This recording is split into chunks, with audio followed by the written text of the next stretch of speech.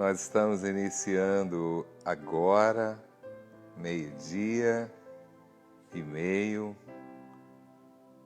prosperando em tempo de crises. E desde ontem nós estamos recebendo o Pastor Dino.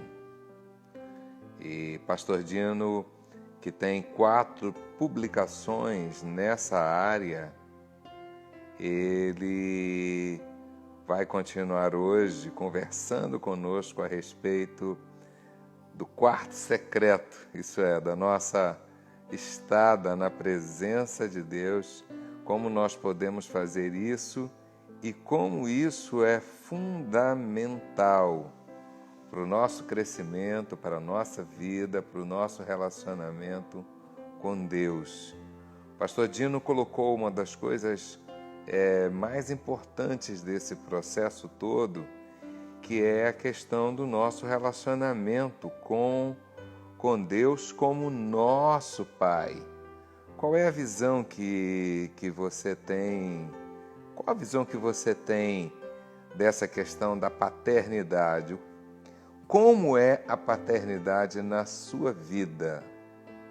O Pastor Dino partilhou conosco algumas das experiências dele e como ele vem lidando com essa questão. Vamos dar continuidade à nossa conversa de hoje. Desde ontem nós temos recebido aqui em Prosperando em Tempo de Crise, temos conversado com o Pastor Dino. Pastor Dino é parte da equipe ministerial aqui da PIB, mas ele está em uma das nossas frentes missionárias. Então, pastor, hoje eu quero começar de forma diferente. Eu quero que o irmão fale em que cidade o irmão está atuando e que o irmão fale um pouquinho da sua família, porque ontem o irmão falou da sua família de origem, mas o irmão tem uma bela família e eu quero que o irmão fale sobre isso. Inicie falando sobre isso. Bem-vindo. Amém, amém. Obrigado, messias. Obrigado a todos que nos acompanham. Bom, nós estamos em Chaporã, um núcleo nosso, um dos vários núcleos da PIB. E Chaporã é o mais novo núcleo da PIB, nós estamos ali. Nesse período nós estamos reformando um prédio, quando voltar os cultos presenciais já estaremos no nosso prédio e vai ser algo muito, muito bom. Chaporã é uma cidade pequena, mas é um grande desafio, é um campo com bastante desafio.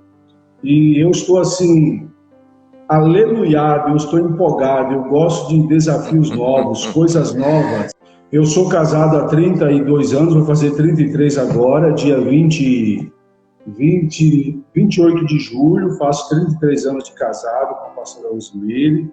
Nos conhecemos no seminário, ela estava fazendo educação religiosa, e eu cheguei para fazer a média em teologia e saí de lá com o meu diploma.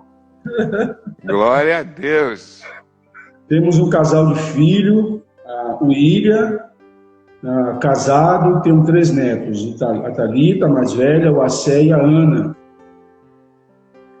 E é isso aí. Tem uma Sara que vai casar agora, casaria no mês de maio, mas devido à pandemia adiou, vai casar em 31 de outubro, se Deus quiser e assim permitir.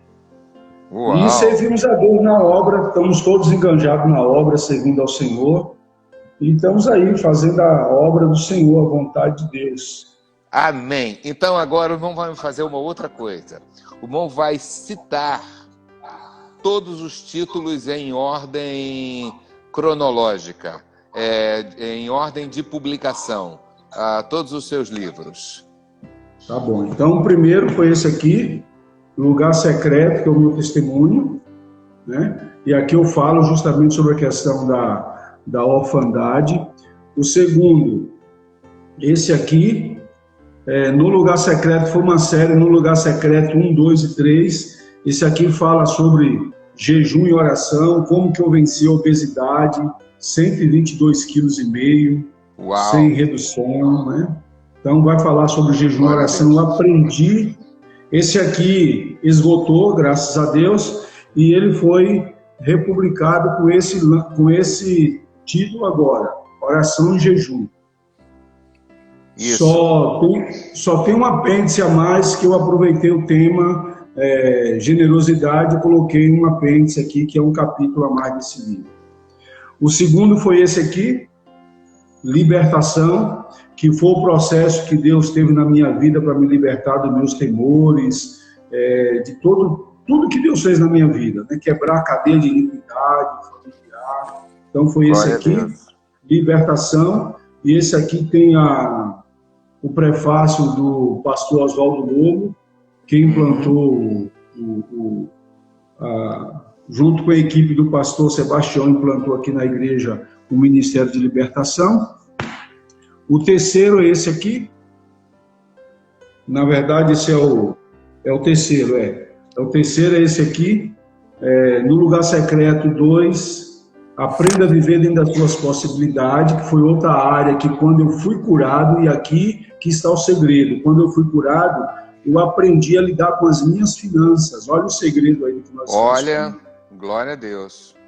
A prosperidade veio. Então aqui, esse eu compartilho, e aqui tem algo assim muito interessante, que não basta você ter dinheiro, você tem que saber quem você é em Cristo. Isso e ainda toda aquela questão da mordomia. Esse aqui, e esse aqui que é o quinto livro, que é a oração, que é sobre intercessão. A oração, a única arma que penetra o mundo espiritual, é a intercessão. Esse foi o último lançado no mês de março. Esse foi março agora. O último foi lançado no mês de março. E eu estou trabalhando com esse aí, que é o Segredo da Fenda, que, se Deus quiser, vai ser lançado no final do ano, em nome do Senhor Jesus. Estou trabalhando para isso. Amém. Então, eu estou vivendo um sobrenatural.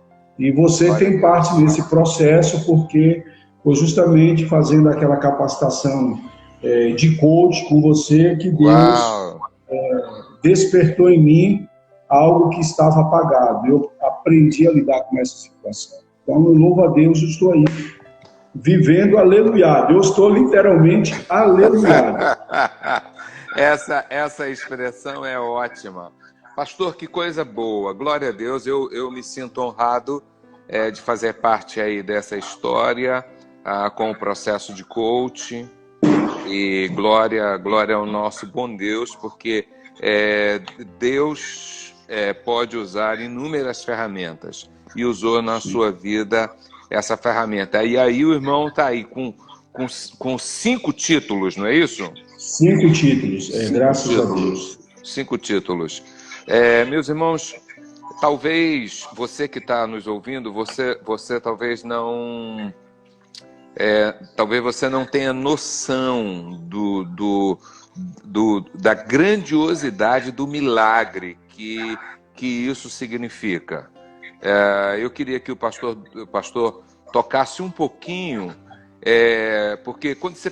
ele escreveu tantos livros, mas é pastor também, intelectualmente já é uma pessoa com uma formação privilegiada. Mas o pastor Dino foi uma pessoa que teve que fazer o enfrentamento de uma série de dificuldades nessa área.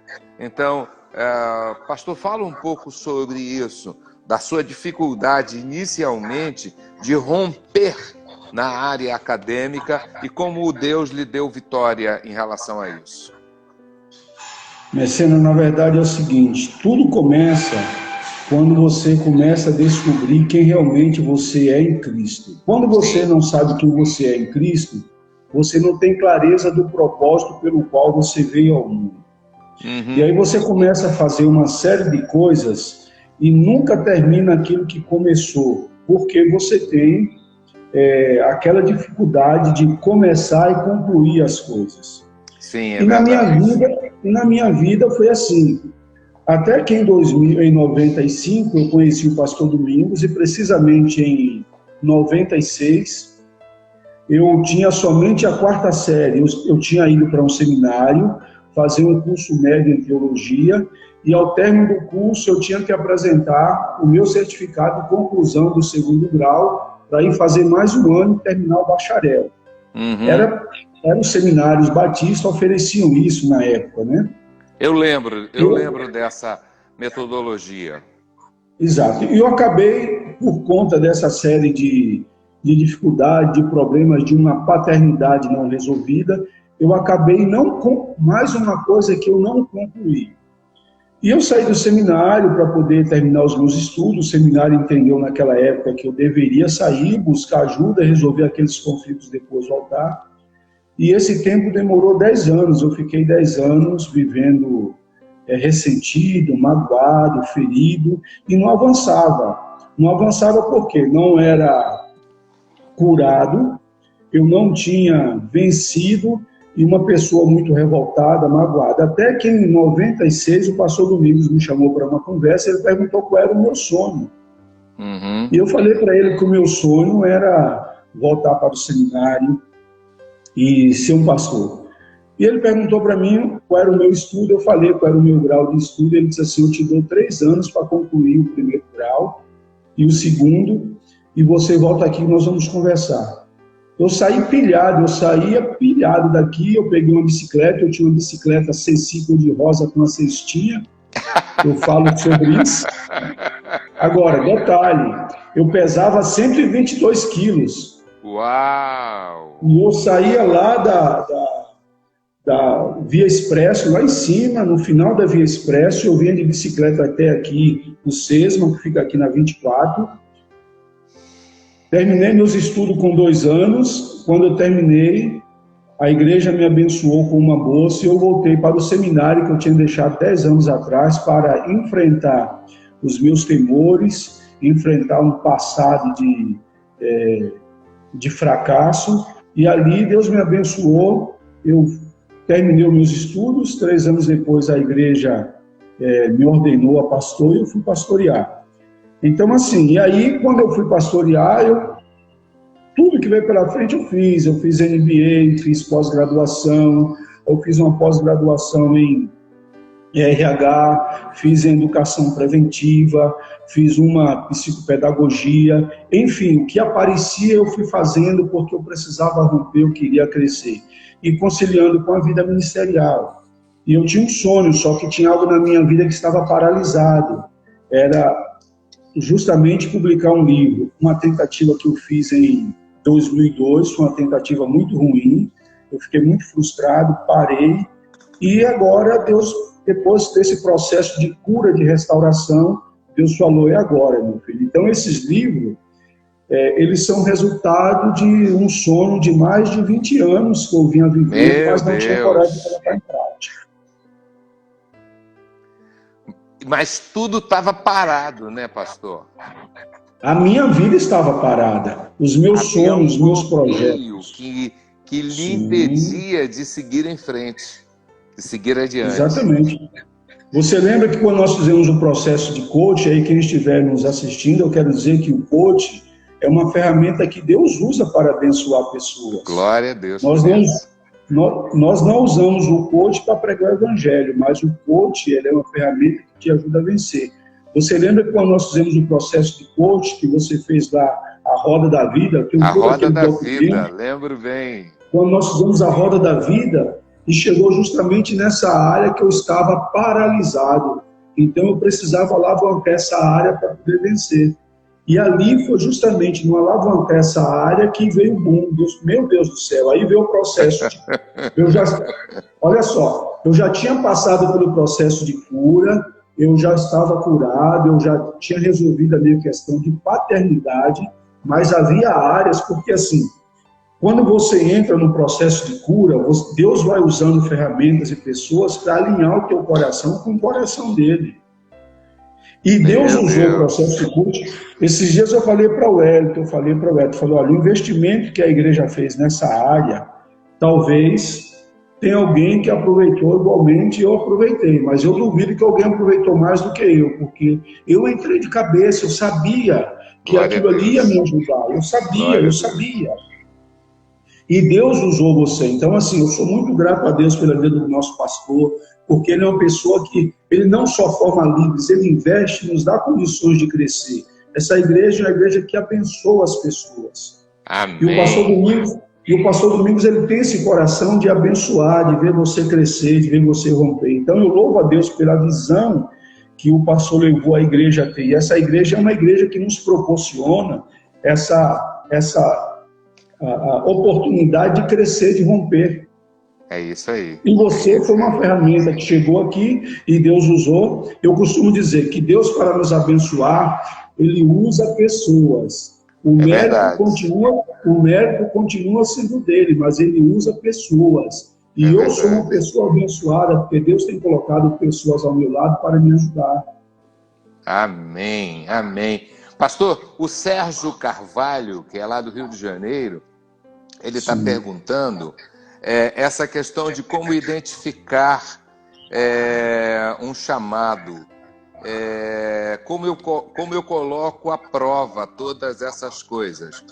O irmão, quando o pastor Domingos fez essa pergunta, qual o seu sonho, qual o seu objetivo de vida, o irmão falou com muita segurança a respeito de que o seu chamado era para o ministério.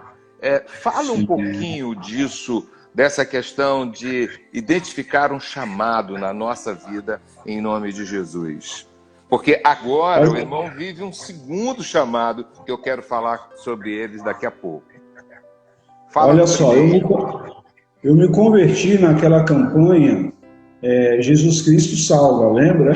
Lembro, claro que eu lembro.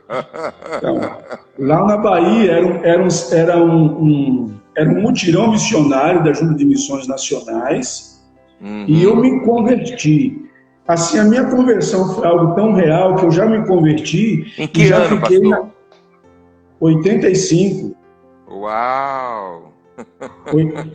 Então eu me converti em 85 e eu já continuei com os missionários na visita.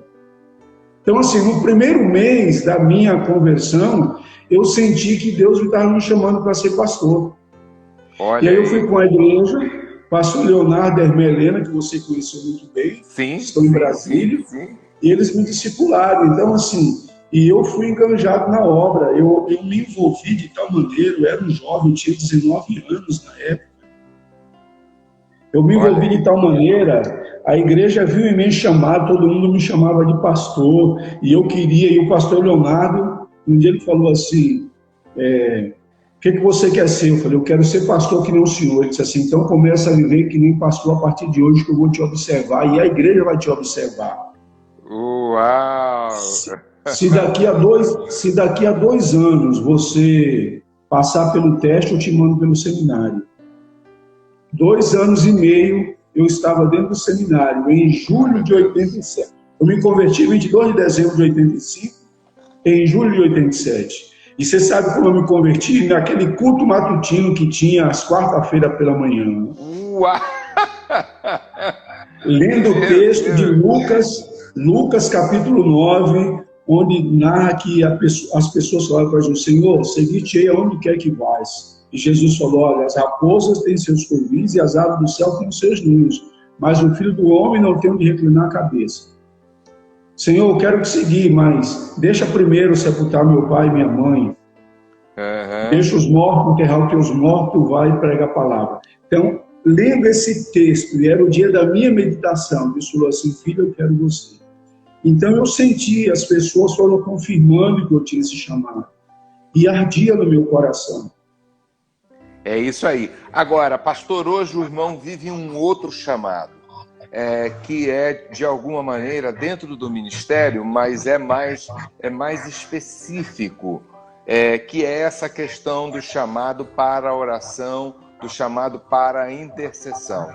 O irmão tem feito, inclusive, alguns seminários fora de São Paulo, pelo Nordeste do país, pelo Centro-Oeste do país. Fala um pouco sobre esse chamado para a intercessão. Bom, a minha vida de oração foi uma vida muito negligente. Se eu somasse os meus tempos de oração, isso eu estou falando até no ministério, se eu somasse o meu tempo de oração, ao levantar, almoçar, jantar e dormir, se eu somasse tudo, eu me dava 15 minutos. Uau! E um dia eu vim ouvi o testemunho de uma menina de 8 anos, líder de célula, que orava 2 horas por dia. Falei, Deus do céu, eu não sou crente. E aí eu fiz um compromisso com a minha esposa de começarmos a orar 2 horas por dia. Quando eu comecei a orar, eu conto sobre isso aqui no meu testemunho. Eu gastava em média 5 horas por dia na frente da televisão. E aí eu fui a um seminário, a igreja me proporcionou, eu fui a um congresso de oração e avivamento na Coreia. E lá Deus me confrontou com a minha vida de oração. E Deus falou para mim, mostrou quanto tempo eu gastava com a televisão e como estava a minha vida, como diz no Nordeste, a minha vida chibunga de oração. Nós temos que atualizar esse vocabulário, pastor. Traduz isso aí para o nosso povo aí, que tem gente que não está entendendo. Era aquela vida medíocre, uma vida medíocre de oração. Né? É que o nordestino ele usa essa linguagem mesmo. E aí Deus falou assim, e aí meu filho, como vai ser? Eu falei, Senhor, se o Senhor me der graça, eu quero devolver esse tempo de oração para o Senhor. Amém. E aí eu fiz um compromisso com Deus de devolver todos os dias. Se eu gastava 5 horas na frente da televisão, por que não gastar? Eu parei de assistir televisão e fiz um compromisso com Deus de investir todos os dias. E aí quando você se propõe a orar, você vai buscar. E aí nós começamos o seminário, o Ministério de Libertação na igreja. É um ministério que você precisa ter vida de oração. Depois o pastor mudou a liderança, o pastor Fabiano e a pastora Damares assumiu o Ministério de Libertação. Eu assumi junto com o pastor Wellington e o pastor Sandoval o Ministério de Intercessão. Fizemos 2 ou 3 seminários nessa área e eu me apaixonei por intercessão e estamos aí. Meu Deus, meu Deus. O que eu fico impressionado é como Deus mudou a sua história de vida.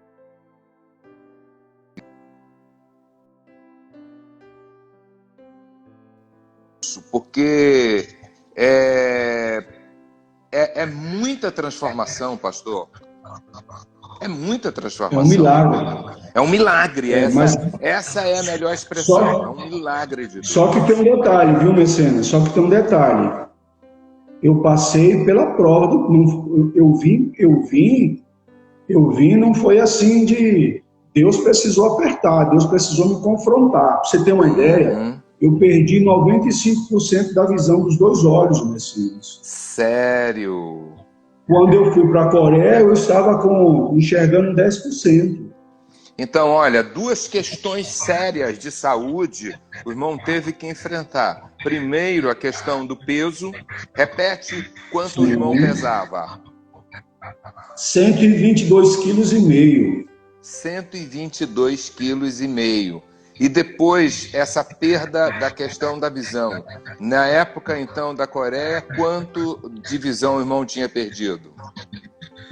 95% de cada olho. Eu tinha 5% em cada olho. Meu Deus, Deus. E aí eu clamei, eu tive que crer no milagre. Eu tive que romper com todas as barreiras do tradicionalismo e entrar de cabeça na oração, no jejum e crer no milagre de Deus.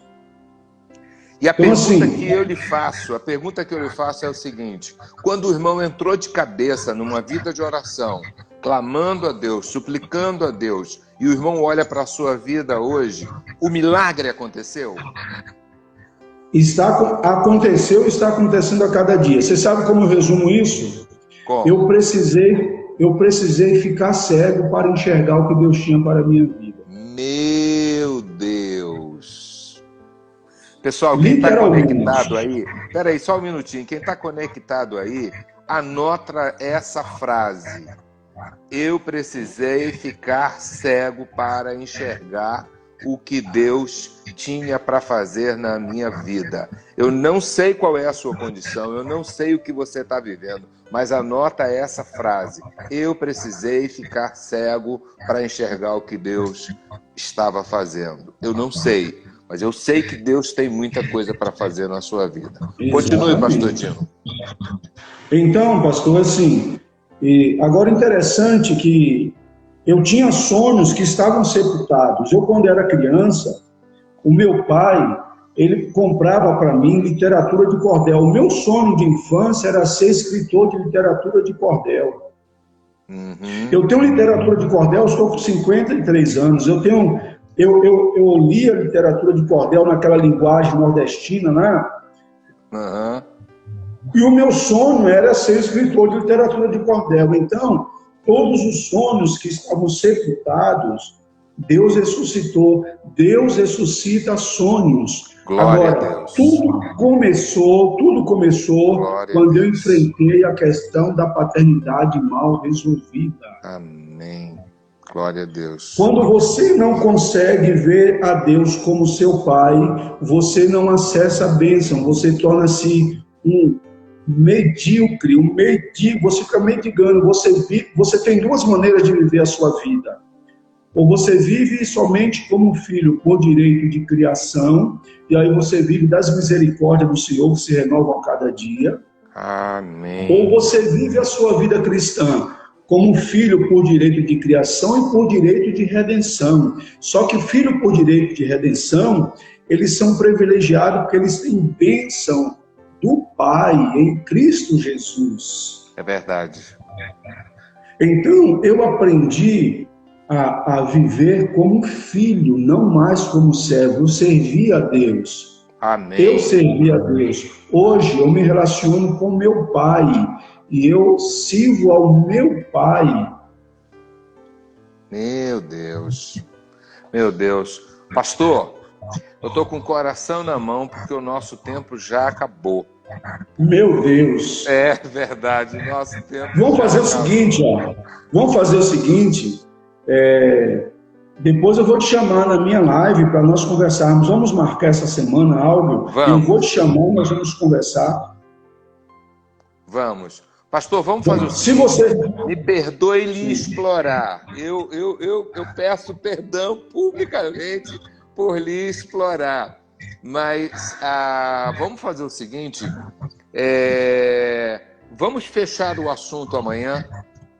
O irmão amanhã conseguiria falar comigo ao 12h30?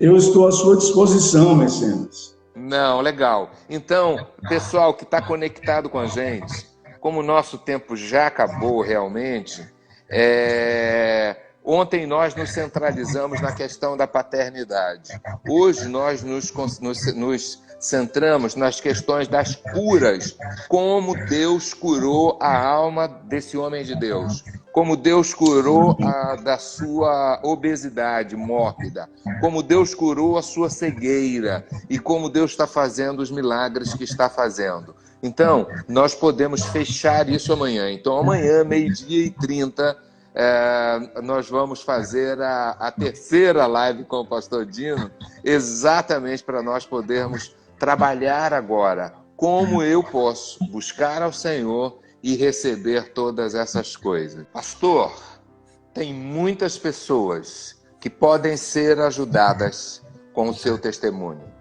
Tem muitas pessoas que estão paradas na vida, que estão estacionadas na vida, e que o testemunho que o irmão deu hoje, o de ontem e o de hoje, pode fazer toda a diferença na vida dessas pessoas. Então eu vou orar em nome de Jesus. Eu quero orar agora. Pai, em nome de Jesus, eu te bendigo pela vida do pastor Dino, Pai. Eu louvo ao Senhor, porque o Senhor estendeu a tua mão para curar o teu servo. E o Senhor permitiu que ele chegasse à cegueira praticamente só vendo 5% para poder ele experimentar um milagre de Deus, onde a visão espiritual dele foi aberta. E ele passou a enxergar o que Deus podia fazer na vida dele. Eu tenho absoluta certeza, Pai, que muitas pessoas que estão conectadas conosco podem passar por essa experiência. E eu suplico que o Senhor o faça, Pai. Em nome de Jesus, use a vida do pastor Dino, Pai, para operar esse milagre na vida de todas as pessoas que estão conectadas conosco, em nome de Jesus, porque isso vai levar as pessoas à prosperidade, à verdadeira prosperidade. Nós oramos assim, em o nome do Senhor Jesus. Amém.